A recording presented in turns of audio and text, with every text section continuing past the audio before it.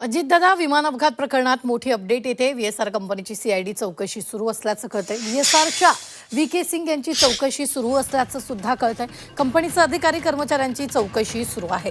मालक रोहित सिंग यांचीही चौकशी होण्याची शक्यता आहे. तर सीआयडी कडून व्हीएसआर कंपनीला प्रश्नावली देण्यात आलेली होती. महिना होऊन गेला.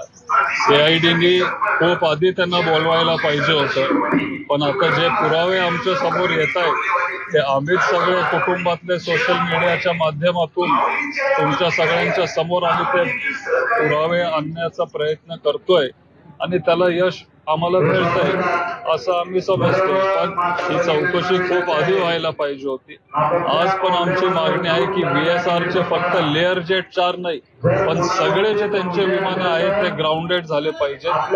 त्यांच्या कंपनीच्या मालकावर आणि सगळे जे कंपनीतले संचालक आहेत त्यांच्या सगळ्यांवर कडक कारवाई झाली पाहिजे आणि चौकशी ही पारदर्शकपणे लवकरात लवकर पार पाडली पाहिजे. ही आमची सगळ्यांची, बारामतीकरांची, महाराष्ट्रातल्या सगळ्या जनतेची ही इच्छा आहे.